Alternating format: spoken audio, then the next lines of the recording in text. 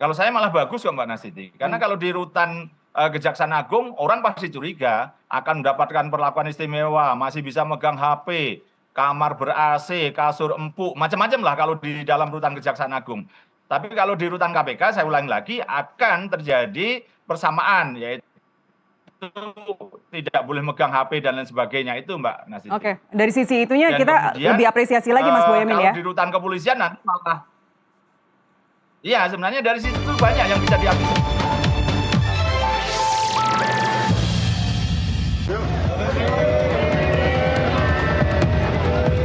Karena memang dalam kerangka koordinasi dan supervisi, KPK tentunya terbuka untuk memberikan dukungan, untuk memberikan bantuan dalam proses-proses penyidikan perkara ini.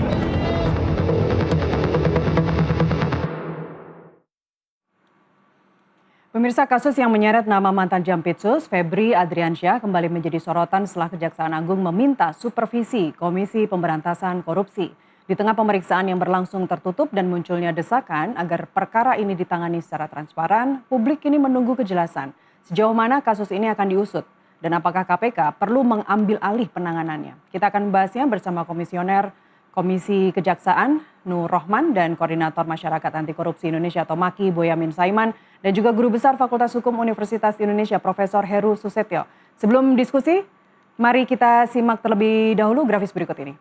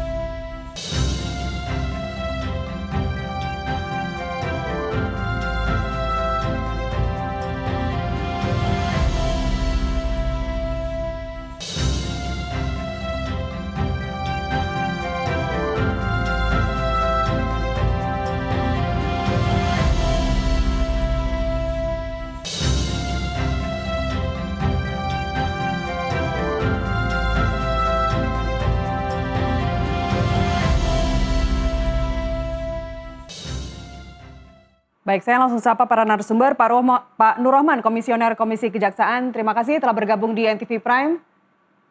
Terima kasih, selamat sore. Baik, selamat sore, terima kasih. Kemudian Mas Boyamin Saiman, Koordinator MAKI, apa kabar Mas Boyamin? Baik Mbak Nastiti dan seluruh pemirsa NTV. Ya, dan Profesor Heru Susetyo, Guru Besar Fakultas Hukum Universitas Indonesia. Terima kasih telah hadir di NTV Prime, Prof. Iya, makasih. Selamat sore. Baik, terima kasih Bapak-Bapak.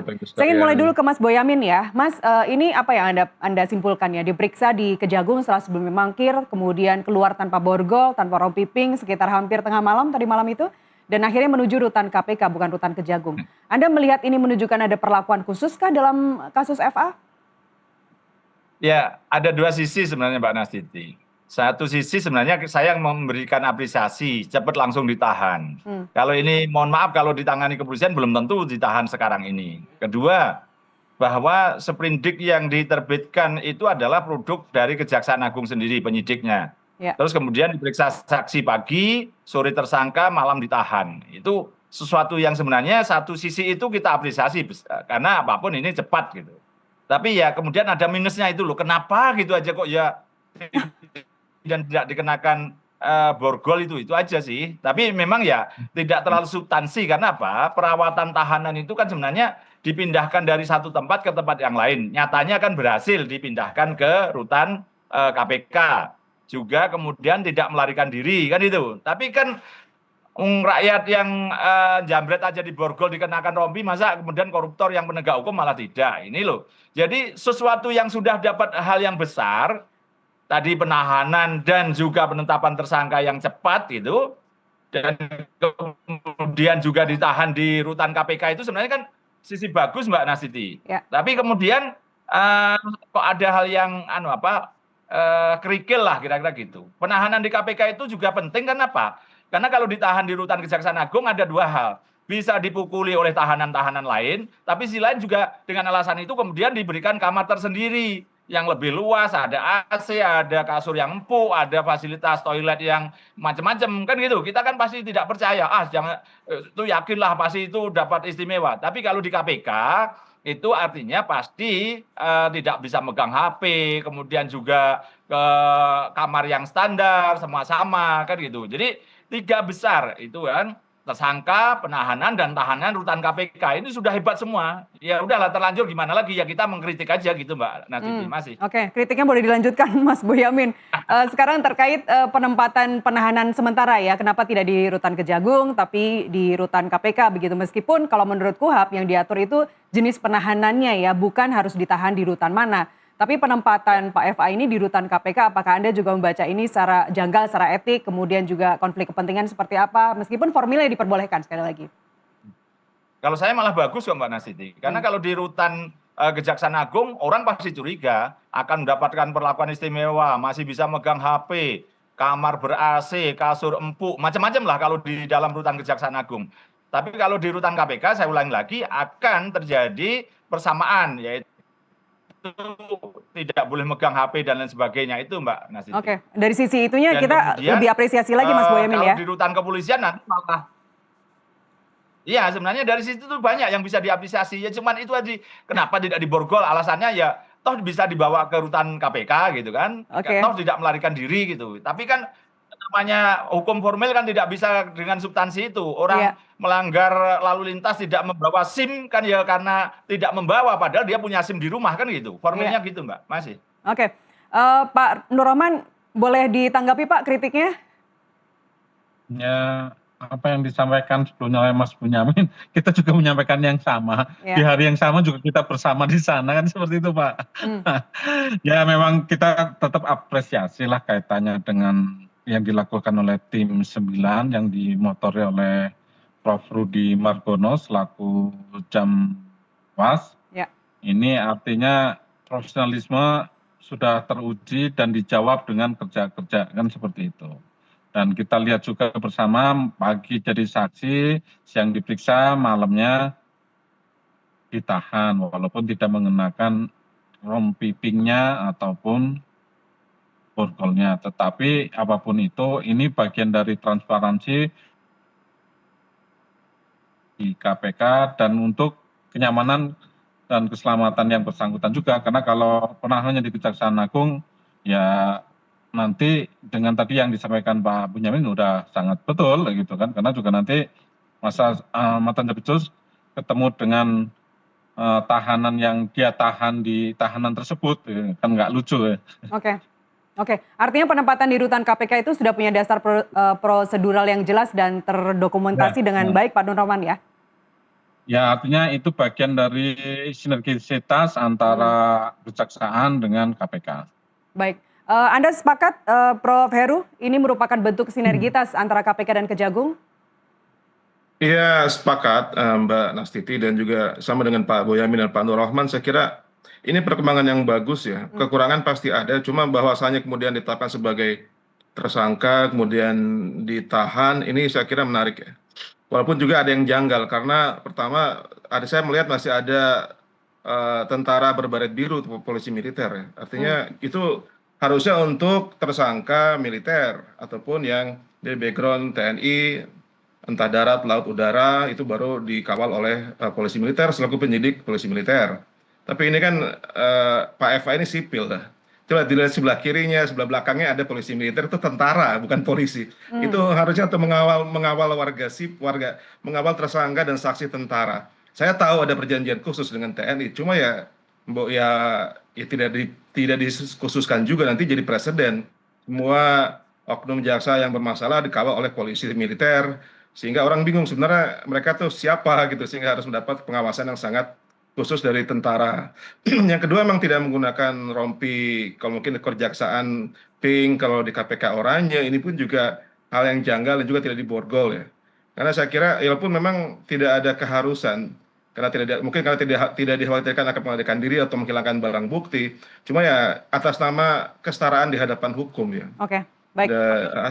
Sepatutnya juga ada perlakuan yang sama Ya kalau maling ayam aja dikenakan ya pakai rompi terus sebagai tersangka, apalagi yang ini kerugian negara diduga besar sekali, menguntungkan orang lain, merugikan negara dan memperkaya diri sendiri besar sekali. Harusnya juga setiap orang bersamaan di hadapan hukum, tidak ada Ya. yang dibeda-bedakan. Dan juga saya melihat ada iklim yang masih ada pakewuh ya, pakewuh dari kejaksaan karena bagaimana beliau mantan pejabat tinggi di kejaksaan sehingga ya bagus memang kalau tidak ditahan di KPK karena pertama bikin pakewuh untuk mantan anak buahnya atau sejawatnya. Yang kedua tadi kemungkinan bisa dianiaya oleh sesama sesama tahanan dan ketiga khawatir memang dikhususkan tadi mendapatkan kita sama-sama tahu lah bagaimana tidak semua orang punya perlakuan yang sama di depan hukum di Indonesia sebagai tahanan atau sebagai saksi tidak sama. Selalu ada perbedaan dan itu sudah rahasia umum lah. Ya. Khawatir malah mendapatkan keistimewaan di tahanan kejaksaan. Jadi Ya. saya sepakat dipindahkan ke KPK. Dan alasan Pak Rudi bahwa tidak dikenakan rompi pink karena terburu-buru itu rasanya sangat melukai rasa keadilan yang ada di publik, Prof. Itu sangat disayangkan. Tapi saya ingin bergeser, Prof. Heru.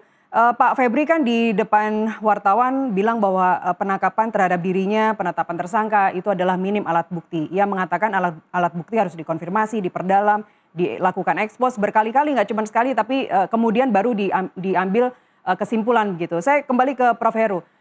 Ini Anda apakah sudah melihat bahwa sudah ada kecukupan dasar hukum, kemudian juga prosedur penetapan tersangka, kemudian penahanannya itu dari perspektif hukum acara pidana seperti apa, Prof. Heru? Ya, kita percaya dengan penyidik ya. Penyelidik dan penyidik tentunya punya keahlian, punya keterampilan, punya dasar hukum. Karena mereka juga tahu ini bukan sembarangan lah. Ini istilah big fish ya. Ini ikan besar. Jadi dan tentunya mereka juga tidak mereka punya pengetahuan, punya keterampilan, punya dalil ya. Sehingga kalau memang ya saksi ataupun tersangka boleh tidak sepakat. Ya, tapi silakan dibuktikan di muka pengadilan. Sedangkan kalau menyangkal kan ada proses di pengadilan, silakan dibuktikan di pengadilan. Kita hargai proses penyelidikan dan penyidikan saja sekarang dan nanti silakan bertarung di pengadilan seperti itu. Baik, saya ke Mas Boyamin ya. Kita geser ke kasus yang dituduhkan ya bahwa di Sprindik kan yang dimuat hanya TPPU-nya. Bagaimana kita bisa kemudian yakin, optimis bahwa ini nanti akan juga menyasar ke pidana asalnya? Ya, dengan TPPU itu sebenarnya kan ada kewajiban untuk membuktikan oleh penegak hukum kalau di atas 10 juta kalau tidak salah begitu. Nah, penegak hukum kan harus membuktikan itu, berusaha membuktikan itu. Tapi kalau mentok memang bisa aja dibebankan kepada si tersangka atau terdakwa begitu nanti. Karena dulu dalam kasus Bahasim Masivi itu akhirnya yang 60 miliar itu dirampas juga oleh negara. Tapi ya kemudian dia dianggap hanya melakukan proses itu hanya 1 miliar kejahatannya itu, tidak pidananya itu. Tapi ya dihukum tinggi juga gitu loh. Jadi justru itu nanti yang persoalan ini segera dibawa ke pengadilan aja sehingga prosesnya bisa makin transparan. Kalau penyidikan kan memang ada banyak hal yang tertutup gitu. Jadi dan sisi lain kan juga ada sprindik pemerasan yang dari polisi yang kemudian juga diambil alih oleh Kejaksaan Agung. Kalau itu jelek kan ya nggak mungkin diambil alih gitu Mbak Nastiti. Jadi kita percayakan sepenuhnya lah. Kalau perdebatan ini memang boleh aja kita harus itu kan saya juga mau ngomong itu penyuapan yang mana, hukum mana yang dibengkokkan, siapa yang diuntungkan ya memang harus dikejar. Maka kita awasi lah supaya lebih baik dan Mas Nur Rohman itu kan juga Komisi Kejaksaan lebih bisa punya kewenangan. Kalau saya kan hanya siluman aja, selumun ke sana kemari tidak ketahuan kan gitu. Masih. Tapi begini Mas Boyamin, dengan 3 perkara yang dituduhkan dan itu besar, kemudian kita juga kemarin disuguhkan drama bagaimana penggeledahan itu terjadi begitu di 13 titik.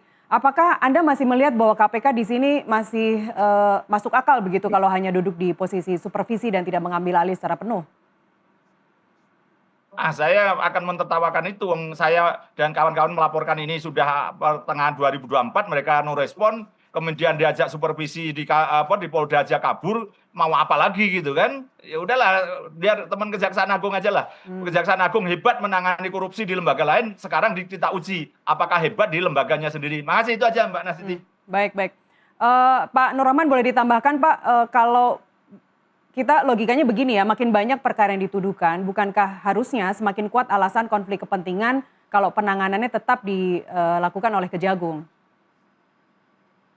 Ya, kaitannya dengan tuduhan ataupun penyidikannya kan sebenarnya ada 4 ya, sprindiknya ada 4, yang terakhir memang TPPU. Kalau yang 3 itu kan tindak lanjut sprindik dari polisian yang diteliti dari nomor 43 nyampe ke 44, 45, kemudian diterbitkan nomor 03 yang katanya TPPU. Sebenarnya dari awal proses penyidikan di kepolisian juga sudah alat buktinya cukup banyak, kemudian diserahkan kepada jaksa penyidik, tinggal di assessment administrasinya, sehingga dalam 2 minggu mereka bekerja bisa melakukan tindak lanjut hingga terakhir terupdate itu ke penahanan. Terakhir itu ke penahanan, baik. Jadi sudah tidak ada yang diragukan dalam penanganan sampai titik ini, Pak Nur Rahman? Ya, ketika kami melakukan pemantauan di 2 hari kemarin, di hari Rabu dan Jumat, kami juga mempertanyakan sedikit ya, nggak masuk ke perkara, tetapi kita optimis dari materi-materi yang ada sudah cukup kuat sehingga layak jaksa penyidik melakukan penahanan. Kenapa melakukan penahanan ini kan nanti berarti ke depan ada limitasi di proses penyidikan agar si tersangka ini tidak sampai bebas demi hukum. Baik. Prof. Heru, kalau kita bicara asas nemo judex in causa sua, apakah relevan menilai perkara ini atau sebenarnya asas itu terbatas pada hakim yang mengadili bukan penyidik dan penuntut nantinya di persidangan? Ya, semuanya punya hak ya, artinya aparat ini kan kerjanya sinergis ya, baik sejak polisi atau KPK, kejaksaan, kepolisian semua punya hak untuk ada judgement ya, ada diskresi, ada judgement, mereka punya hak untuk melakukan penilaian dan juga melakukan sesuai dengan tupoksi masing-masing ya. Sehingga kita biarkan saja para penegak hukum ini bekerja, tentu dengan pengawasan dari masyarakat, pengawasan dari media juga termasuk, dan saya yakin ya setiap lembaga kan ada Kompolnas, ada Komisi Kejaksaan, ada KY, kita lembaga juga ada masyarakat yang ikut memantau. Yang terpenting harus dikawal betul, baik aparatnya dikawal supaya tidak terjadi abuse of power atau kesewenang-wenangan, tidak ada konflik kepentingan, dan masyarakat pun memantau juga jangan sampai lupa, karena kita ini gampang lupa, gampang marah, gampang lupa, nanti ada kasus baru kita lupa lagi gitu. Ini kasus besar dan menimbulkan ketidakpercayaan kepada penegak hukum, jadi harusnya menjadi concern kita bersama. Apalagi ini bukan yang pertama dan bukan yang terakhir juga ya. Mungkin akan jadi introspeksi buat APH terutama begitu. Jadi kita percayakanlah kepada APH ini untuk bekerja dan dikawal masyarakat, dan juga supaya tidak saling yang khawatirnya kan terjadi saling ini ya, saling kompromi, bukannya menyelesaikan, bukan menegakkan keadilan, malah kompromi. Akhirnya kasus mandek, orang lupa dan kembali terulang di masa mendatang, ini yang berbahaya. Terjadi impunitas. Yang khawatir ada impunitas orang yang bersalah namun tidak dihukum, ini bahaya sekali. Apalagi yang ketika yang bersalah adalah APH. Terima kasih. Baik, pengawas satu lagi yang belum Anda sebutkan tadi Prof. Heru, tim 9 yang sudah dibentuk, yang berisi mantan jaksa senior. Baik, Prof. Heru, Pak Nur Rahman dan Mas Boyamin, kita jeda azan maghrib terlebih dulu. Pemirsa tetaplah bersama kami kembali saat lagi.